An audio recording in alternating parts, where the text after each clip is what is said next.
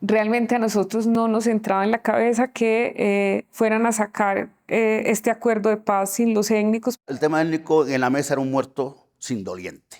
Cuando hicimos un primer análisis de esos preacuerdos que iban saliendo, encontramos que no estábamos afros e indígenas incluidos.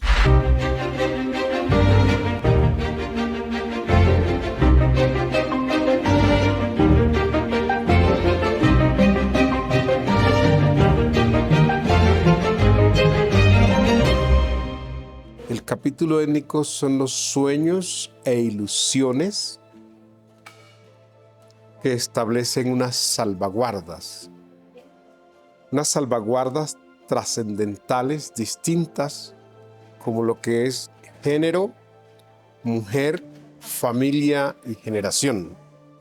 Otra es la consulta previa, libre e informada con objeción cultural.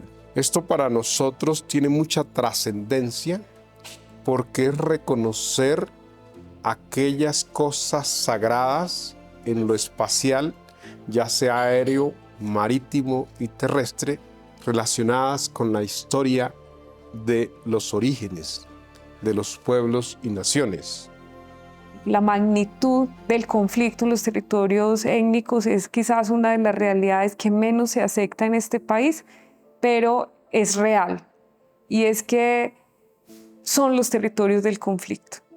Ni el gobierno nacional representando al Estado, ni la FARC-EP representaban los intereses del pueblo negro afrocolombiano, palentino y raizal. Yo simplemente lo tomo como un reflejo del perfil racista de la sociedad colombiana. Era apenas obvio que si sufrieron los rigores de la guerra, pues que sean incluidos en los rigores de la paz. En la insurgencia y en todas las formas de acción social, independientemente de que si es armada o no, de hecho están los pueblos étnicos. El gran problema es a partir de qué, como sujetos o como objetos. Lastimosamente, a mí me toca decirlo hoy, en la insurgencia generalmente se ha estado más como objeto que como sujeto político. Nosotros realmente en principio sentíamos que el acuerdo no iba en detrimento de sus derechos y que antes era una oportunidad por cómo estaba escrito para contribuir a avanzar en la garantía de algunos de esos derechos, reconociendo además que en su conjunto han sido comunidades particularmente afectadas por el conflicto. Pero eso tampoco fue suficiente. Y ellos tenían una propuesta muy seria que sometieron a consideración del gobierno. En 2014 empezamos a ir a La Habana sin permiso del gobierno, sin consultar con la FARC, pero fuimos a buscarlo para decirle, mire, esta es nuestra agenda, esta es nuestra posición en la negociación. Eso era riesgoso en ese momento porque el gobierno había dicho que quien fuera a La Habana sin permiso pues corría el riesgo que lo judicializaran. O sea, las conversaciones de nosotros eran en las esquinas. Era cuando los cogíamos saliendo del centro de convenciones. Y nosotros vamos a Estados Unidos y empezamos a hablar con el gobierno de Estados Unidos, a hacer incidencia allá para que nos escuche.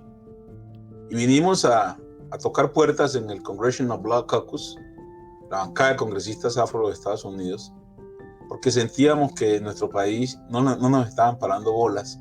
Empezamos a lo que nosotros le llamábamos la incidencia, hablar con Naciones Unidas, hablar con la OEA. Entonces empieza todo un cabildeo, decir la importancia para que tuviera resonancia y vieran que era una cosa de mucha importancia en la comisión de diálogo que estaba trabajando en La Habana, Cuba. La experiencia del movimiento indígena a lo largo y ancho del país haciendo una consulta interna de cuál debería ser la posición de los indígenas frente a lo que se estaba negociando en La Habana.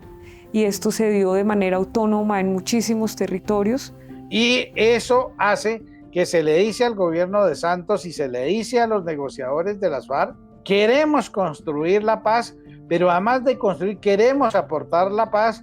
Y allí es donde se dice, oiga, trabajemos un capítulo étnico para un acuerdo, para que no sea un acuerdo de organización armada con el gobierno nacional. Duramos varias semanas en el piso 2 del edificio de la UNIC, en el centro de Bogotá, escuchando escuchando para pensar y plasmar en documento que en alguna oportunidad tenía 76 páginas. Con la presencia de estas organizaciones, Gobierno Mayor y ONIC, que fueron los que realmente respondieron al tema por el lado indígena, conformamos la comisión étnica y empezamos a hacer una presión conjunta como bloque, como pueblos, para que fuésemos escuchados. En marzo del 2016 sacamos la resolución 001, donde anunciamos en rueda de prensa que nosotros como pueblo, en el marco de nuestra autonomía, íbamos a ir a La Habana a defender nuestros derechos. Ese mismo día, el ministro del Interior, Juan Fernando Cristo, anunció que los pueblos étnicos iban a ser escuchados en La Habana.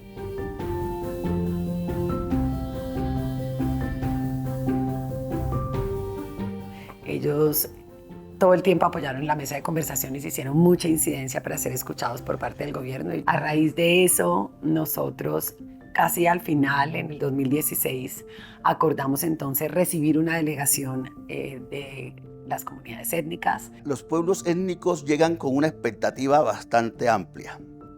Es más, era prácticamente una negociación mucho más ardua que la misma negociación con la FARC. O sea, la FARC siempre nos escuchó en medio de su querer representar a todo el mundo, y nosotros les dijimos a ellos desde el principio: miren, ustedes pueden tener negros o indígenas en su fila, pero esos negros o indígenas que tienen en su fila no representan la voluntad colectiva del pueblo negro e indígena en Colombia.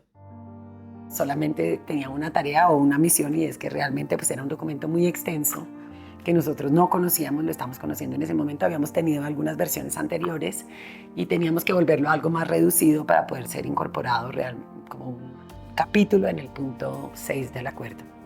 Una delegación del intelecto de mujer, una mujer negra, Charo Mina, una mujer nasa, Alejandra Llano, y la mujer embera, Patricia Tobón Yagarí, donde dijeron ellas tres, en 24 horas, contra las FARC, contra el gobierno, para lograr plasmar en esas 4 páginas los sueños e ilusiones de décadas y décadas de guerra. Fuimos 3 personas a quienes nos envían de primeras para llegar a trabajar con el equipo técnico, tanto de gobierno como de FARC. Y me acuerdo mucho que llegamos allí a un hotel donde estaban todos, y me dice la persona de gobierno, me dice: Patricia, llegaron tarde, en 2 horas sacamos el acuerdo y creemos que ya no hay posibilidad del capítulo étnico, que si lo logran es un milagro. Faltaban 2 horas para sacar el acuerdo y el gobierno se dio cuenta que tenía un problema enorme, porque a La Habana se había desplazado una comisión muy grande de líderes y autoridades indígenas y afrodescendientes, y que tenía una movilización social ahí. Al interior de cada territorio estábamos muy preparados, la verdad, créame, muy preparados a movilizarlos si se excluía, si no se incluía el tema étnico. La deuda era grande, el problema era grande, y por eso creo que en ese momento el gobierno accedió a abrir un espacio para el capítulo étnico.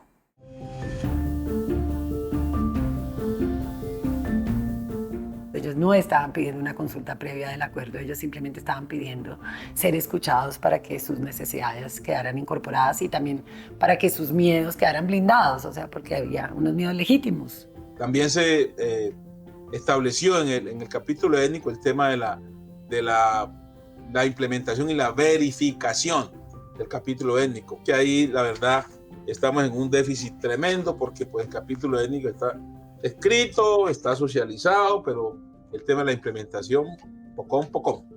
Por un asunto del gobierno nacional, está estancada, no ha avanzado. Y dos, con el alto riesgo de retroceder a hechos históricos muy lamentables en territorios indígenas. El capítulo existe en papel, hay buenas intenciones, pero creo que está todo por desarrollarse en los territorios. El capítulo étnico ha servido como un modelo de inclusión en Colombia de los grupos étnicos para otros países. Haber sido un tercer actor en el acuerdo muestra la capacidad que tienen los pueblos étnicos para la construcción de paz de este país. Tener en un acuerdo de paz en el mundo un capítulo étnico es simplemente plasmar los colores de la esperanza para reactivar la vida.